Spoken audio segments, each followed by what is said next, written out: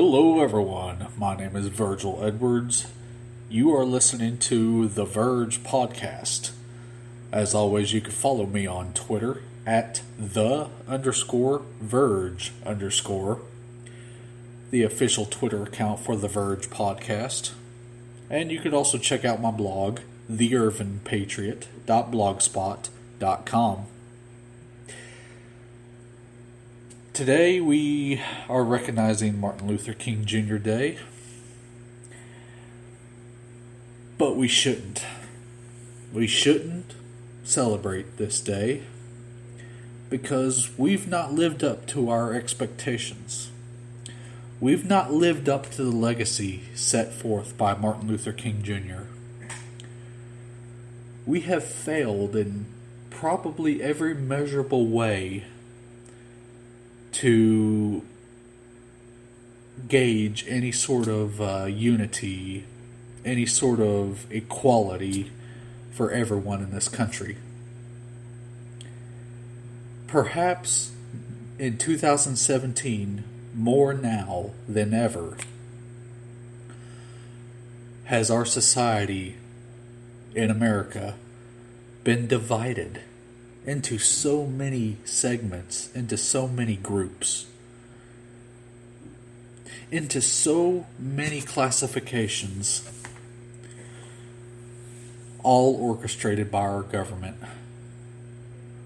and particularly the Democratic Party. You see, Martin Luther King Jr. wanted us to be, all of us, to be treated equally, not only in society, but in the eyes of the law. He peacefully advocated for this. He peacefully protested. He peacefully got change to take place. And he was shot and killed for it. But what did we do after his death? The government took the movement that was led by Martin Luther King Jr. and they bastardized it. They immediately started to take advantage of the movement to enact policies like affirmative action, to treat people differently based on their skin color, based on their minority status. That is the very opposite of what MLK wanted and fought for. When you are treated either favorably or unfavorably based on the color of your skin or anything else, that is not equality. Of course, we've gone through quite a bit of time since MLK Jr. was killed. But what is the state of our society in equality in 2017? Well, let's see here. How many divisions do you think you can think of? Our government divides us. The Democratic Party in particular divides us into many categories, such as our gender, our skin color, our ethnicity, our religion, our sexual preference, our economic status, whether, we even want to be considered male or female at all. I mean, these are all things that the Democratic Party tries to make themselves out to be champions of. And they lobby based on these divisions of society. They lobby for authority and power to treat these people differently under the eyes of the law. They say, oh, we need to give these people preferential treatment. Oh, we've got to, make justice even more so for these people when they're victimized. Which brings me to this concept of hate crime. The whole thing where, let's say a Christian supposedly commits a crime against, say, a Muslim. Even though we're all supposed to be equal under the eyes of the law, this concept of hate crime would suggest that the Muslim was victimized even more based on his religion. And thus the punishment against the Christian should be more severe.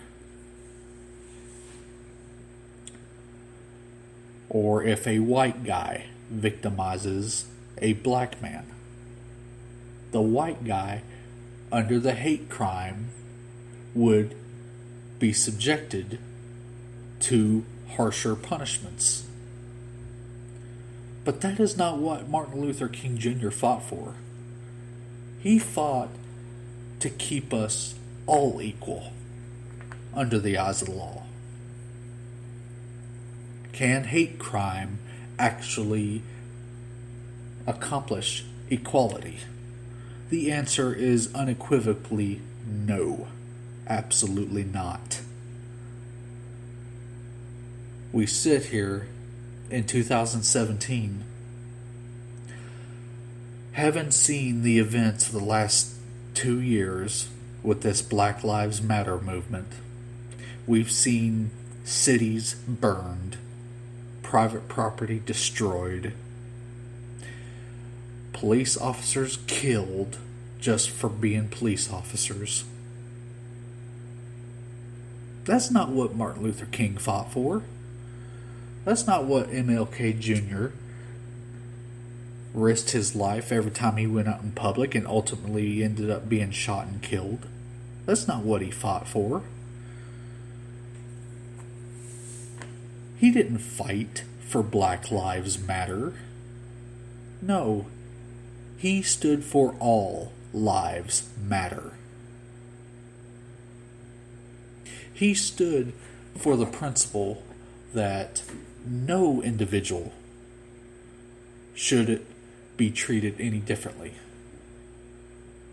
That means your life as a black person doesn't matter any more than my life as a white person, and vice versa. But yet, this whole Black Lives Matter movement has completely just took a big, huge dump on Martin Luther King Jr.'s legacy. Was he a saint? Was he a sinless soul? Absolutely not. But you know what he was? He was someone that had the right message. He had a dream, and I guarantee you that dream did not include affirmative action. It did not include quotas. It did not include Black Lives Matter. It did not include using government to divide society into the many segments that we have today. Why can I say that? Because that's not what equality is all about. If you believe, and I do believe, if you believe that Martin Luther King Jr. wanted equality for us all, then you cannot, with any level of credibility, say that we are closer to achieving his dream in 2017 than ever before. I would even argue that we are further from achieving that dream than even when he was alive. When President Barack Obama tells you that race relations are better off now than when he took office, that is a bold-faced lie. It is a lie. When he tells you that Americans are better off now than before he took office, that is a bold-faced lie. So we got to ask ourselves, what can we do to bring society closer to achieving Martin Luther King Jr.'s dreams of equality for all? I've got some ideas. We can end the drug war. Put an end to it altogether. The drug war has clearly had a racial bias outcome. We can put a stop to ever using hate crime as a means of punishing people in a court of law. We can push for private property rights once again so that the liberals cannot use societal divisions to push their agenda. We can stop with this entire concept that we need to divide society into these neat little boxes so that the government can use that to their advantage to make government bigger for the claim of wanting to provide equality for the quote-unquote disadvantaged or the minority. We can also bring ourselves closer as a society to achieving MLK's dream by recognizing that the smallest minority, the only minority that exists in our society, is the individual. Not groups of people, but the individual. And that our sovereign, God-given rights must be respected by our government, as it's enshrined in the U.S. Constitution. When we can achieve even half of that, we will be light years closer to achieving MLK Jr.'s dream than we are today, than we were 8 years ago before President Obama took office. I don't celebrate today. We don't deserve to. I know a lot of people are, trying to put on the bright face and put out, the best face possible about, we're going to, respect and celebrate MLK's dream today. But I'm not. I'm mourning his dream. Because we're not living in equality or even close to equality. No, we are so far from it that we can't even, with any level of seriousness, lay claim to equality. Until next time, this has been the Verge Podcast. Share this with your friends and family on social media. And until next time,